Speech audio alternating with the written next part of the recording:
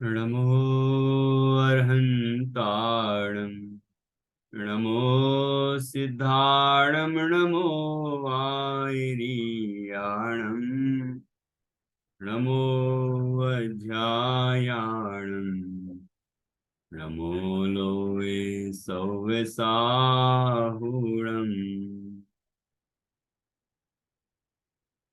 मङ्गलं भगवान् वीरो मङ्गलं गौतमो गणी मङ्गलं कुन्दकुन्दाद्यो जैनधर्मोऽस्तु मङ्गलम् सर्वमङ्गलमाङ्गल्यं सर्वकल्याणकारकं प्रधानं सर्वधर्माणां जैनं जयतु शासनम्।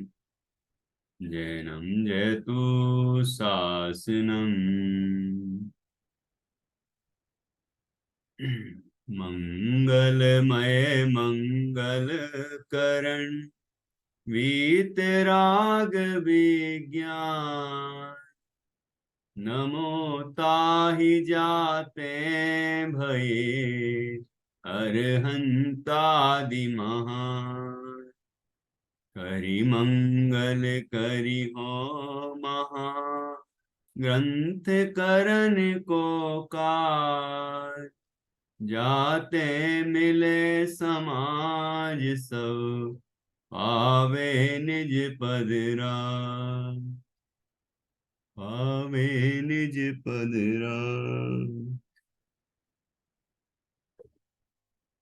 आचार्य कल्प पंडित श्री टोडरमल जी द्वारा रचित यह मोक्ष मार्ग प्रकाशक नामक ग्रंथ है। इसका पहला अधिकार है और आचार्य उपाध्याय साधु का सामान्य स्वरूप है। कल हमने ये प्रकरण आधा समझ लिया था, बचा हुआ विषय आज पूरा करेंगे। आचार्य उपाध्याय और साधु ये सामान्य रूप से मुनिराज हैं। ये तीनों मुनिराज विरागी होकर गृहस्थ समस्त परिग्रह का त्याग करके और शुद्धोपयोग रूप मुनि धर्म अंगीकार करके क्या करते हैं वो यहाँ पर बताया गया है। तीनों का सामान्य स्वरूप है। तीनों ही संसार शरीर और भोगों से विरक्त हुए, तीनों ही समस्त परिग्रहों से मुक्त हुए, समस्त परिग्रहों का त्याग किया। तीनों ने ही शुद्धोपयोग रूप मुनि धर्म अंगीकार किया और अब शुद्धोपयोग द्वारा क्या करते हैं कि अपने को आप रूप अनुभव करते हैं, अर्थात अपने चैतन्य स्वरूप को ही अपना स्वरूप अनुभव करते हैं, अपने आत्मा का ही अनुभव करते हैं। और परद्रव्यों में उनकी कोई अहम बुद्धि नहीं है और जो अपने ज्ञानादिक स्वभाव हैं उनको ही अपना मानते हैं। इसके अतिरिक्त जो भी कुछ है पर भावों में ममत्व नहीं करते। जो अंदर में उठने वाले जितने भी बचे हुए राग हैं, शुभ राग है, व्रतादिक के परिणाम हैं, उनको भी अपना रूप नहीं मानते। और जो बाहर में शरीर आदि हैं, बाहर की परद्रव्य हैं, उनको तो अपना मानते ही नहीं। और परद्रव्य व उनके स्वभाव जो ज्ञान में दिखाई देते हैं, ज्ञात होते हैं, उनमें उन्हें जानते तो हैं लेकिन उनमें इष्ट अनिष्ट की कल्पना नहीं करते कि ये अच्छा है ये बुरा है, सब पर है ऐसा जानते हैं वो, ये मेरे से भिन्न है ऐसा जानते हैं वो, किसी में राग द्वेष नहीं करते।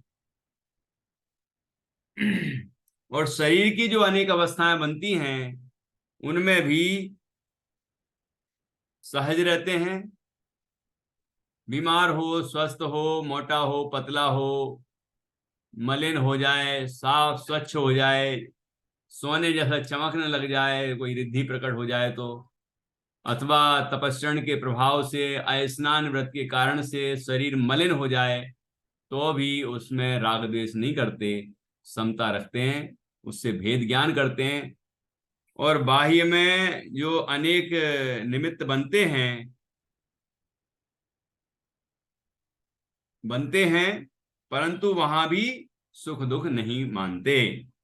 बाहर में अनेक तरह के निमित्त बनते हैं, उनमें सुख दुख नहीं मानते हैं।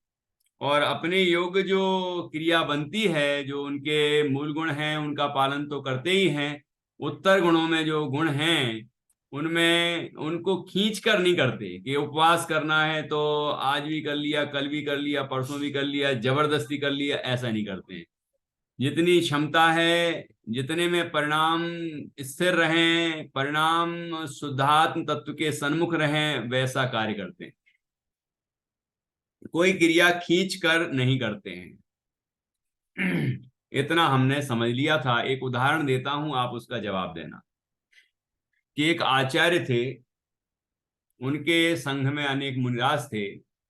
उस उनमें से दो मुनिराजों की यहाँ कथा है या दृष्टांत है।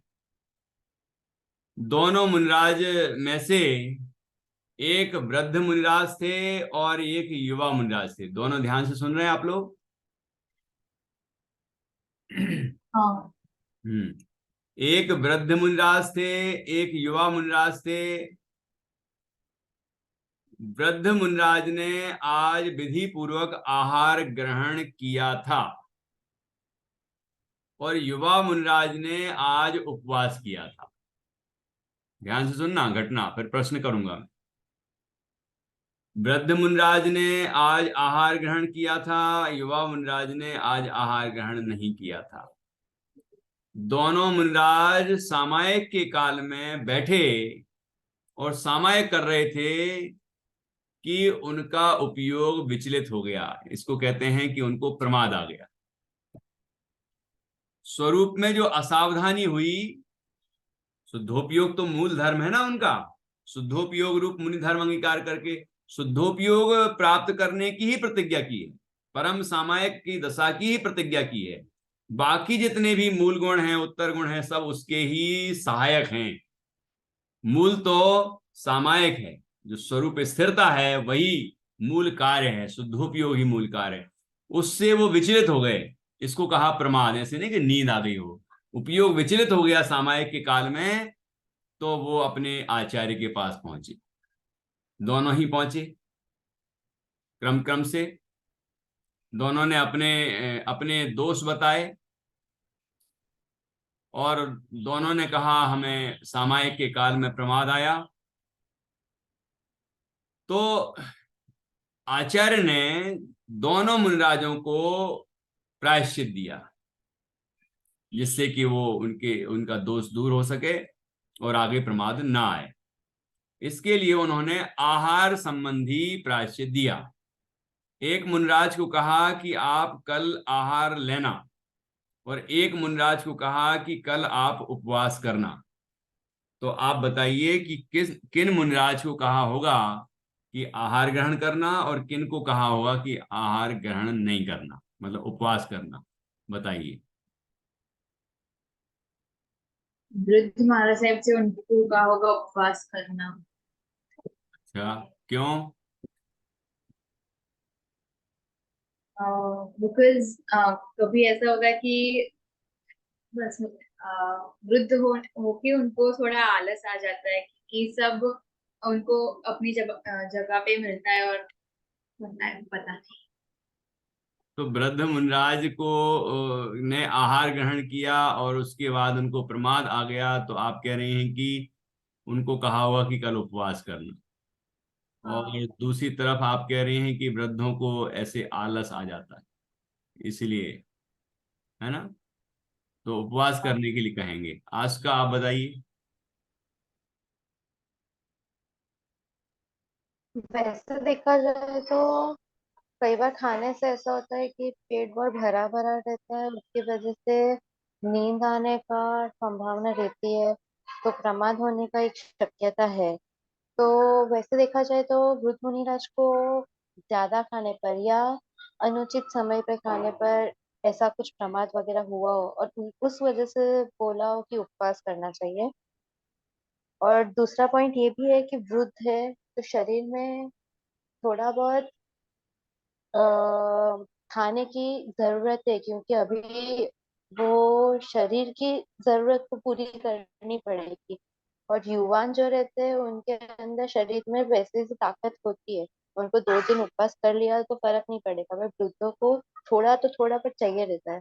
तो अभी वृद्ध मुनिराज को शायद ऐसा भी हो सकता है कि उनको खाने का बोला हो, और जो मुनिराज है उनको ऐसा हो सकता है कि उनको दूसरा उपवास करने का बोला हो, क्योंकि पहले उपवास में उनका मन विचलित हुआ, तो उसके हिसाब से उनको क्या क्या संभावना से विचलित हुआ है ये समझा के फिर से ट्राई करने के लिए उपवास करने को बोला हो।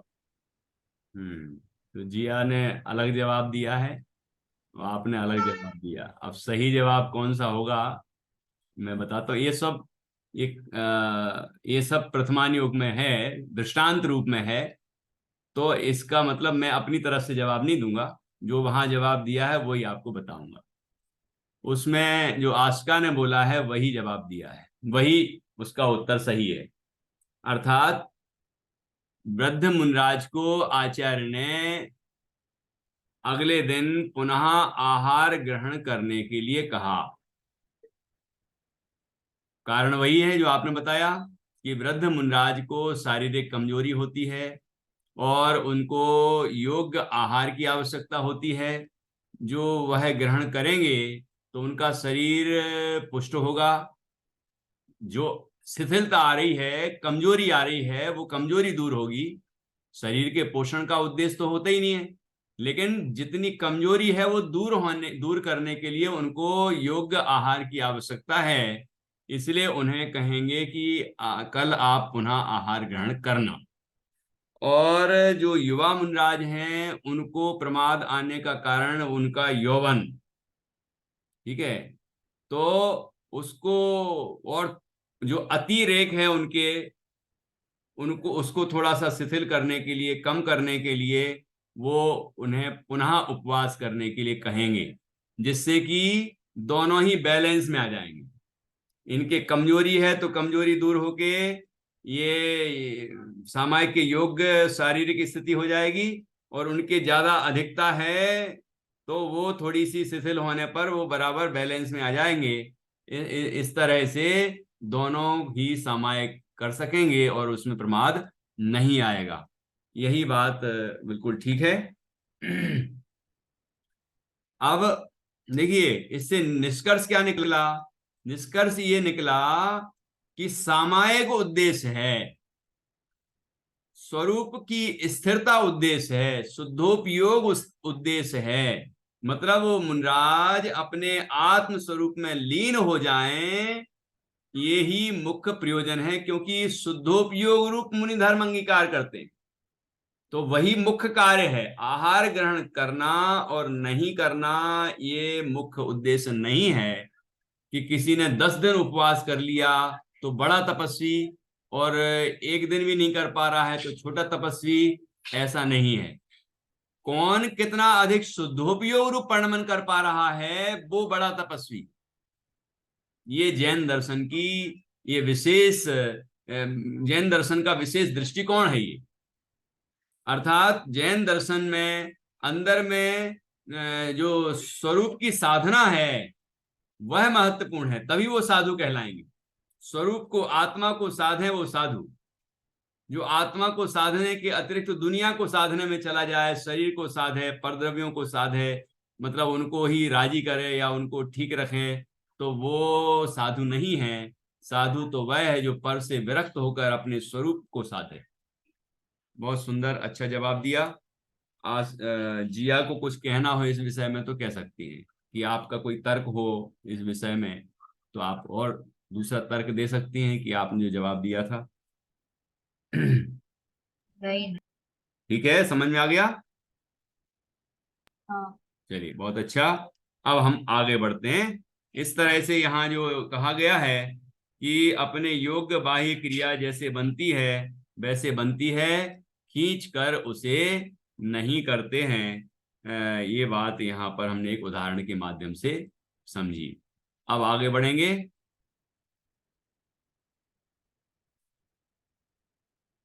अब यहां से हमें आगे पढ़ना है। अपने उपयोग को बहुत नहीं भ्रमाते हैं, उदासीन होकर निश्चल वृत्ति को धारण करते हैं। ये उपयोग को बहुत नहीं भ्रमाते हैं का तात्पर्य क्या हुआ? उपयोग अर्थात ज्ञान दर्शन का व्यापार, अर्थात जानना देखना। हम अपने ज्ञान से क्या करते हैं? जानते हैं, दर्शन से देखते हैं। ठीक है, तो ज्ञान दर्शन का जो व्यापार है उसको ही उपयोग कहते हैं। यहाँ उपयोग का अर्थ वो नहीं है उपयोगी वस्तु, इसका उपयोग करो, उसका उपयोग करो, वो वाला अर्थ नहीं है यहाँ पर। ये दार्शनिक शब्द है, जैन दर्शन का शब्द है ये। तो जैसे कि हर सब्जेक्ट के अपने अपने एक कुछ स्पेशल शब्द होते हैं, तो ऐसे ही जैन दर्शन के भी अपने एक शब्द हैं, कुछ विशिष्ट शब्द हैं, तो उनका विशिष्ट अर्थ होगा। तो यहां पर उपयोग का अर्थ होगा ज्ञान दर्शन का व्यापार, अर्थात जानना देखना। तो अपने उपयोग को बहुत नहीं भ्रमाते हैं का तात्पर्य क्या हुआ? उपयोग को यहां वहां दुनिया भर में भ्रमाते नहीं है। यदि उपयोग आत्मा में नहीं रमता तो ज्यादा से ज्यादा क्या करेंगे कि शास्त्र का पठन करेंगे, शास्त्र पढ़ेंगे, लेखन करेंगे, उपदेश देंगे, तत्व चर्चा करेंगे, भगवान की वंदना आदि करेंगे।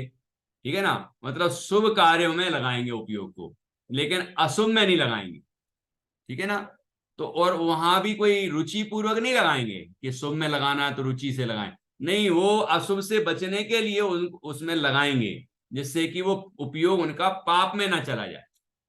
ठीक है ना, उस अशुभ से बचने के लिए वो अपने उपयोग को स्वाध्याय में, प्रतिक्रमण में, भगवान की स्तुति वंदना आदि में, ठीक है ना, तत्व चर्चा में, अपने संघ के जो साधु हैं, है ना, उपदेश आदि देने में, ठीक है, तत्व चिंतन करने में, चिंतन भी तो शुभ भाव है, अनुभूति वो शुद्ध भाव है, आत्मानुभूति। तो लेकिन अन्य जगह कहीं भी बाहर के द्रव्यों में भ्रमाते नहीं है, इसीलिए कहा यहां अपने उपयोग को बहुत नहीं भ्रमाते हैं, जल्दी से अपने स्वरूप में स्थिर कर लेना चाहते हैं। उदासीन होकर, यहां उदासीन का क्या अर्थ होगा? उदासीन अर्थात विरक्त, संसार शरीर और भोगों से विरक्त होकर। ठीक है, उदासीन जो अपने, जैसे मान लीजिए कोई कर्म का उदय ऐसा आ गया, जो पुण्य या पाप किसी का भी उदय आ गया है ना, तो उसमें वो इष्ट और अनिष्ट की कल्पना नहीं करेंगे। ये है उदासीनता। जो है, जो हो रहा है, जो घटनाएं घट रही हैं, जो संयोग वियोग हो रहे हैं, उनसे विरक्त रहेंगे वो, तो वो उदासीनता कहलाएगी। तो उदासीन होकर निश्चल वृत्ति को धारण करते हैं। निश्चल अर्थात स्थिर, स्थिर वृत्ति, स्थिर वृत्ति अर्थात क्रिया, परिणति, पर्याय, हमारी जो अवस्था है ना, उपयोग, तो उसको स्थिर रखेंगे, अर्थात ना रागी होगा उपयोग, ना द्वेषी होगा, राग द्वेष नहीं करेंगे, बल्कि वो स्थिर रहेंगे दोनों ही परिस्थितियों में, अनुकूलता और प्रतिकूलता दोनों में ही समान भाव रखेंगे। इस तरह वो धैर्य धारण करते हैं, निश्चल वृत्ति को धारण करते हैं, उदासीन होकर निश्चल वृत्ति को धारण करते हैं। तथा कदाचित मंद राग के उदय से शुभोपयोग भी होता है। मंद राग क्या होता है? मंद राग, जैसे राग की तीव्रता हो तो उसको कहते हैं अशुभोपयोग, और राग की मंदता हो तो उसको कहते हैं शुभोपयोग। जैसे राग की तीव्रता होगी तो पंच इंद्रियों में उपयोग जाएगा, पंच इंद्रिय के विषयों में रमेगा। राग की मंदता होगी तो पंच परमेष्टि में रमेगा। ठीक है, पंच परमेष्टि का ध्यान करेगा, उनका चिंतन करेगा, उन जैसा बनने का प्रयत्न करेगा। तो इस तरह से यहां पर मंद राग का उदय, तो कदाचित अर्थात कभी कभी मंद राग का उदय होने से शुभोपयोग भी होता है। कभी कभी ये होता है का तात्पर्य मुख्य रूप से तो शुद्धोपयोग होता है, क्योंकि शुद्धोपयोग ही मुनि धर्म है और वही उनका मूल प्रयोजन है। लेकिन जब जब वो स्वरूप में लीन नहीं रह पाते तो उनका उपयोग बाहर आता है। बाहर आता है तो कहाँ लगाते हैं कि शुभ भावों में लगाते हैं, शुभ क्रियाओं में लगाते हैं। ये आगे बताया है कि कदाचित मंद राग के उदय से शुभोपयोग होता है।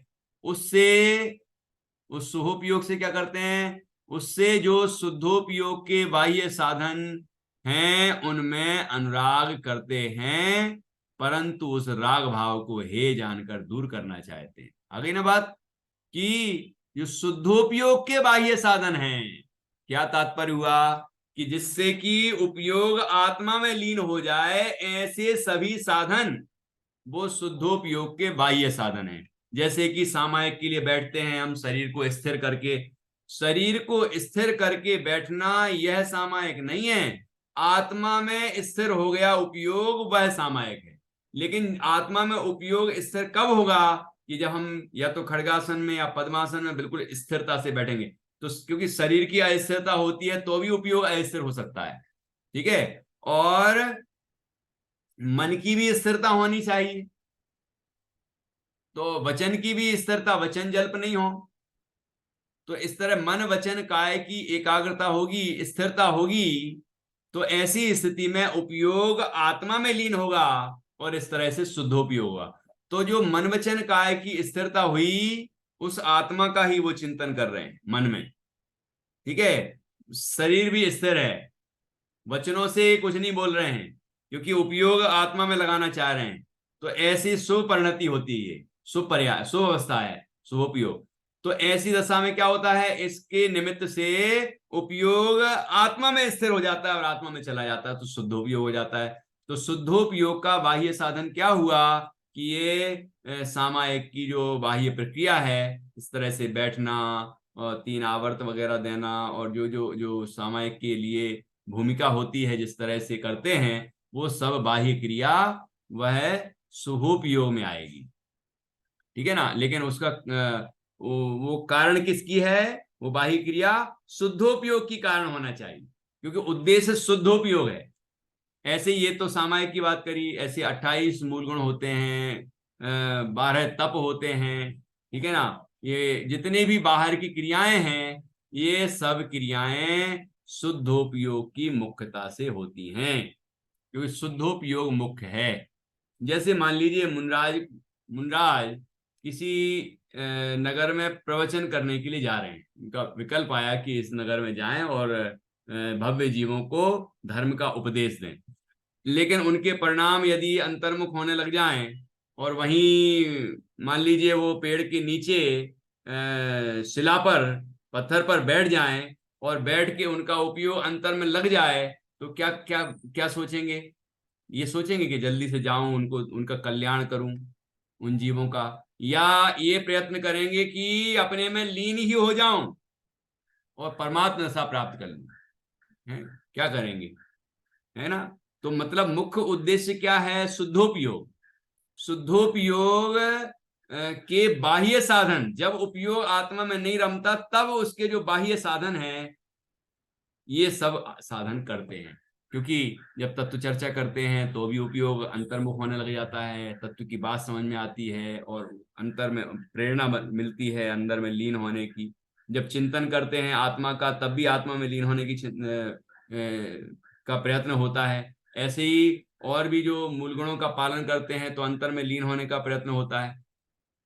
तो इसलिए जो शुद्धोपयोग के बाह्य साधन हैं उनमें अनुराग करते हैं, अर्थात उनमें रुचि लेते हैं। परंतु क्या करते हैं साथ में ही कि उस राग भाव को, वो शुभ राग, जो शुद्धोपयोग का बाह्य साधन है ना, वो शुभ राग है, उस राग भाव को हे जानकर दूर करना चाहते हैं। ऐसा मत सोचना कि आत्मा से बाहर हैं और शास्त्र लेखन कर रहे हैं, तत्व का उपदेश दे रहे हैं या व्रतादिक का पालन कर रहे हैं, तो उसमें वो बड़े लीन हो जाते होंगे और सोचते होंगे यही अच्छा काम है। कि नहीं नहीं नहीं, वो अशुभ से बचने के लिए और शुद्ध भाव में लगने के लिए ये शुभ क्रियाएं, शुभ भाव रूप प्रणमन तो करते हैं, लेकिन उन शुभ भावों को हे जानते हैं। हे अर्थात दूर करने लायक, छोड़ने लायक है वो भाव भी छोड़ने लायक है। ग्रहण करने लायक एक ही भाव है, वो है शुद्धोपयोग, शुद्ध भाव, आत्मा में लीनता रूप भाव। ठीक है ना। तो उस राग भाव को हे जानकर दूर करना चाहते हैं, ख्याल में आया। तथा तीव्र कसाय के उदय का अभाव होने से, उनके तीव्र कसाय के उदय का अभाव है। अर्थात क्या, कसाय अर्थात क्या, जो आत्मा को कसे अर्थात दुख दे उसे कसाय कहते हैं। जैसे क्रोध, मान, माया, लोभ, हास्य, रति, अरति, शोक, भय, जुगुप्सा, स्त्रीवेद, पुरुषवेद, नपुंसक वेद, ये सब कसाएं हैं। ठीक है। तो मुनिराज के तीव्र कसाय के उदय का तो अभाव होता है, मतलब तीव्र उदय नहीं होता, मंद उदय रहता। ये सब कसाएं मंद रहती। ठीक है। अनंतानुमंदी अप्रत्याख्यानावरण, प्रत्याख्यानावरण तो नष्ट हो गई, संज्वलन मात्र बचती है। इसके बारे में भी आपको आगे दूसरे अधिकार में बताया जाएगा। ठीक है। अभी इतना समझ लें कि तीव्र कसाय के उदय का अभाव होने से हिंसादि रूप अशुभोपयोग परिणति का तो अस्तित्व ही नहीं रहा है। हिंसादि में क्या लेना, पांच पाप, पांच पापों के नाम ख्याल में आपको, हिंसा, झूठ, चोरी, कुशील, परिग्रह, ये पांच पाप होते हैं। तो यहां आदि में वो पांचों समझना। हिंसादि रूप अशुभोपयोग, ये हिंसा, झूठ, चोरी, कुशील, परिग्रह का परिणाम आ रहा है, इसका तात्पर्य है कि अशुभोपयोग है उसको। तो मुनिराज के तीव्र कसायों का अभाव हुआ है। वो तीव्र कसाय का अभाव होने से उनके ना हिंसा होती है किसी तरह की, न झूठ बोलते हैं, न चोरी करते हैं, न कुशील सेवन करते हैं, और न परिग्रह जोड़ते। वो तो नग्न दिगंबर रहते हैं, तो वैसे ही परिग्रह से रहित, वैसे ही उनका प्रवर्तन रहता है। ठीक है। वो इन पांच पापों से मुक्त रहते हैं। तो इसीलिए अशुभोपयोग परिणति, अशुभोपयोग रूप जो उपयोग है, पर्याय है, परिणति अवस्था है, उसका तो उनको अस्तित्व ही नहीं रहा है, अर्थात वो तो बिल्कुल भी नहीं होता। अशुभोपयोग बिल्कुल भी नहीं होता। ठीक है। मुख्य रूप से शुद्धोपयोग होता है, कभी कभी शुद्धोपयोग में लगने के लिए और अशुभोपयोग से बचने के लिए शुभोपयोग होता है। ठीक है। मुख्य होता है शुद्धोपयोग और कभी कभार होता है शुभोपयोग, लेकिन कौन सा नहीं होता कि अशुभोपयोग तो बिल्कुल भी नहीं होता, क्योंकि उनको तीव्र कसाय है ही नहीं। ठीक है। तो आगे देखिए, तथा ऐसी अंतरंग अवस्था होने पर, अंतरंग अवस्था ऐसी है कि मुख्य रूप से शुद्धोपयोग हो रहा है, कभी शुद्धोपयोग में उपयोग नहीं लगता तो शुभोपयोग हो रहा है। शुभोपयोग का उद्देश्य शुद्धोपयोग रूप पुनः परिणमन है और अशुभ से बचना है। ठीक है। और लेकिन कभी भी उनको अशुभोपयोग तो होता ही नहीं है। तो ऐसी अंतरंग अवस्था होने पर बाह्य दिगंबर सौम्य मुद्राधारी हुए हैं। बाहर में कैसी मुद्रा है, दिगंबर, दिशाएं ही हैं अंबर जिसके, उसे दिगंबर कहते हैं। ये दिगंबर और श्वेतांबर ये संप्रदाय बाद में बने, लेकिन ये जो जैन दर्शन का मूल मत है या मूल धारा है, वो तो दिगंबर रूपी ही है। अर्थात नाम संप्रदाय का अलग पड़ गया, वो बात अलग है, लेकिन दिशाएं ही हैं जिसके अंबर, अंबर अर्थात वस्त्र, वही दिगंबर है। अर्थात वह शरीर पर कुछ वस्त्र धारण नहीं करता, लेकिन दसों दिशाओं में सब तरफ से नग्न रहता, परिग्रह से रहित रहता है, तो वो दिगंबर अवस्था है। तो बाह्य दिगंबर। तो हाँ। पर दिगंबर में तो ऐसा होता है ना कि स्त्रियों को मोक्ष नहीं मिल सकता, हाँ बिल्कुल ठीक है तो कि ऐसा दिगंब क्यों? क्यों, बहुत अच्छा, क्योंकि स्त्री पर्याय में दिगंबर नहीं हो सकते, अर्थात वस्त्र त्याग नहीं कर सकते, तो पूरा परिग्रह नहीं पर छूट। मल्लीनाथ भगवान भी तो तीर्थंकर थे ना, वो भी तो स्त्री थे। हाँ, नहीं थे। इसमें आएगा वर्णन, मोक्ष मार्ग प्रकाशक के 5वें अधिकार में ये वर्णन आएगा कि कोई ऐसा मानते हैं कि मल्लीनाथ भगवान मल्ली कुमारी थे, वो एक स्त्री थे। हाँ स्त्री नहीं थे वो भी पुरुष ही थे। ठीक है। ये अभी जो बताए थे ना आपको वेद, स्त्री वेद, पुरुष वेद, नपुंसक वेद, तो हाँ उनके भाव वेद जो है, बाहर तो पुरुष अवस्था ही है, लेकिन अंदर के भाव में वेद हमारे भी बदलते रहते, आपके भी बदलते रहते। वेद का अर्थ है वो जो वेदन है, परिणमन है, वो भी चर्चा दूसरे अधिकार में आएगी। तो वो हमारे बदल जाते हैं कभी। पुरुष पुरुष द्रव्य रूप से तो पुरुष है, लेकिन अंदर में स्त्री वेद का उदय आ जाए तो स्त्रियों जैसे परिणाम होने लग जाए, नपुंसकों जैसे परिणाम होने लग जाए, स्त्री है लेकिन पुरुष जैसे परिणाम होने लग जाए। तो ऐसा परिणाम होता है, तो वो उनके 9वें गुणस्थान तक वेद होता है। तो उनके स्त्री वेद नाम, स्त्री वेद जो कसाय कर्म है, उस वेद का उदय था। इसीलिए भाव में तो वो वेद का उदय था, लेकिन द्रव्य में थोड़ी स्त्री हो गए थे, वो महिला थोड़ी थे वो। ठीक है। तो क्योंकि द्रव्य अवस्था में शरीर में यदि स्त्री अवस्था हो तो वो नग्न हो ही नहीं सकते, तो नग्न नहीं हो सकते तो वह मोक्ष भी नहीं पा सकते।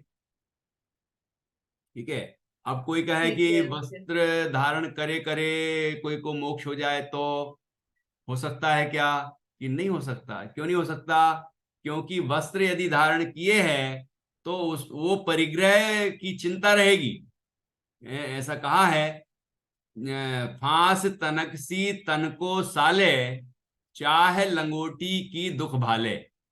अर्थात यदि हमारे शरीर में थोड़ी सी फांस लग जाती है ना, उस तिनका या कुछ लग जाता है, तो उससे शरीर में पीड़ा होती है। इतना सा तिनका लग जाए, थोड़ा सा कांटा लग जाए शरीर में। ठीक है। तो ऐसे ही वो जो लंगोटी की चाय, जैसे हमारे एलग जी होते हैं, छुल्लक जी होते हैं, तो उनके छुल्लक जी के एक लंगोट होती है और एक खंड वस्त्र होता है। ठीक है। एलग जी के केवल एक लंगोट होती है। आरिका जी के, आरिका जो माता जी होती हैं, आरिका जी के एक अखंड साड़ी होती है। ठीक है ना। तो ये परिग्रह है। तो परिग्रह यदि है तो परिग्रह की चिंता भी है, और वह परिग्रह है तो वो निश्चिंत होकर अपने स्वरूप में मग्न नहीं हो सकते, और वह मोक्ष की प्राप्ति नहीं कर सकते। और स्त्री पर्याय में वह बल नहीं होता, वह स्थिरता नहीं हो सकती, वह सहनन भी नहीं होता, वज्र सब नाराज सहनन, जो कि स्वरूप ध्यान, जो कि शुक्ल ध्यान है, वह शुक्ल ध्यान प्राप्त कर सके, इस तरह का सहनन भी स्त्री पर्याय में नहीं होता। वो पंचम काल में तो किसी के भी नहीं है, लेकिन चौथा काल भी हो तो उसमें स्त्री पर्याय में वैसा सहनन भी नहीं होता। और स्त्री पर्याय में जो शारीरिक अवस्थाएं हैं, ऋतु धर्म आदि हैं, और भी अनेक अवस्थाएं हैं, तो वो निर्विकल्प नहीं हो सकती।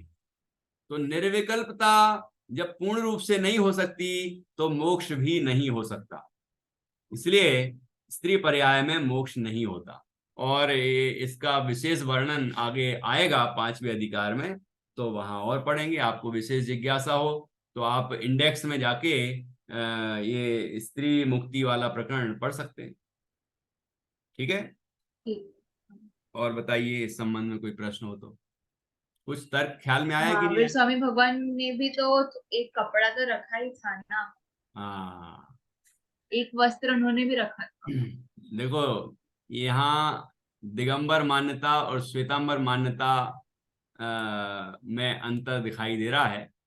बाकी जो मूल आमनाएं है उसके अनुरूप महावीर स्वामी हो या कोई भी तीर्थंकर हो, उनने कोई वस्त्र धारण नहीं किया। और जब महावीर स्वामी की वो फोटो बनती है, चित्र बनता है, तो वो डाली ऐसी बना देते हैं, पेड़ की डाली बना देते हैं उस नग्नता को ढकने के लिए, लेकिन वस्त्र तो नहीं बताते। श्वेतांबरों ठीक में है। भी मैंने देखा है चित्र, तो वो वस्त्र तो नहीं बताते। वो डाली बना देंगे। और बाद में ये आप यदि इतिहास में जाएंगे तो इतिहास में जाने पर आप देखेंगे कि आप पुरानी जितनी भी प्रतिमाएं जमीन से निकलती हैं चौथे काल की, भगवान महावीर स्वामी के समय की भी और उनके बाद की भी, वो सब दिगंबर रूप में ही निकलती हैं। एक भी प्रतिमा आपको श्वेतांबर अवस्था की नहीं मिलेगी कि वो वस्त्र धारण किए हो या वस्त्र बने हो जैसे आजकल बनते हैं ना। तो वो प्रतिमा ही ऐसी बनती है कि उसमें आंख खुली हो और उसमें वो इस तरह के कपड़े का निशान बना हो, प्रतिमा में ही, मतलब पाषाण में ही उस तरह की डिजाइन बनती है कि वो वस्त्र ही समझ में आए कि लंगोटी पहनी हुई हो इस तरह से। तो ऐसी आपको एक भी प्रतिमा नहीं मिलेगी, ठीक है ना। तो जब श्वेतांबर और दिगंबर मत का उद्भव हुआ, उसके बाद से जो इस तरह की मान्यता आई, तो फिर ये इस तरह की प्रतिमाएं भी बनने लगी। मतलब जो साधु जिन साधुओं ने, वो अकाल पड़ने की घटना है और उस समय जिन्होंने वस्त्र धारण कर लिए, तो उन्होंने अपने अपनी जो मान्यता है उसके अनुरूप ही भगवान की भी प्रतिमाएं वैसी बनाना शुरू कर दी और अन्य साधु संत भी वैसे ही होने लगे। तो ये आप जरा इतिहास में जाएंगे तो इनका गहराई से ज्ञान होगा, ठीक है ना। क्योंकि प्राचीन प्रतिमाएं तो दिगंबर ही निकल रही हैं। तो ये इसका तात्पर्य क्या हुआ कि मूल धर्म वही है। इसका मतलब ये दिगंबर श्वेतांबर के हम मतों की बात नहीं कर रहे हैं कि ये संप्रदाय है कि वो संप्रदाय है। ये संप्रदाय भेद तो बाद में आया। मूल जो यहाँ जो दिगंबर शब्द का प्रयोग है, ये है मूल आमनाय, अर्थात हमारे तीर्थंकर, हमारे मुनराज कैसे होते हैं कि नग्न दिगंबर ही होते हैं। वह वस्त्र धारण नहीं करते। यदि वो कोई भी परिग्रह धारण करेंगे तो उसकी उनको चाह रहेगी, उनका विकल्प रहेगा और वो अपने आत्मा में निर्विकल्प होकर लीन नहीं हो पाएंगे। तो शुद्धोपयोग नहीं हो, शुक्ल ध्यान नहीं हो पाएगा और वह नहीं होगा तो केवल ज्ञान भी नहीं होगा, भगवान नहीं बन पाएंगे और सिद्ध भी नहीं बन पाएंगे।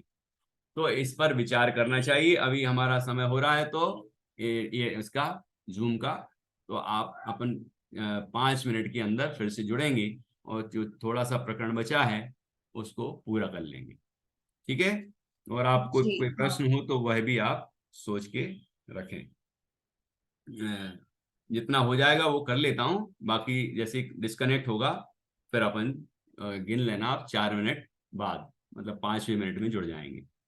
देखिए, तो यहाँ कहा कि ऐसी अंतरंग अवस्था होने पर बाह्य दिगंबर सौम्य मुद्राधारी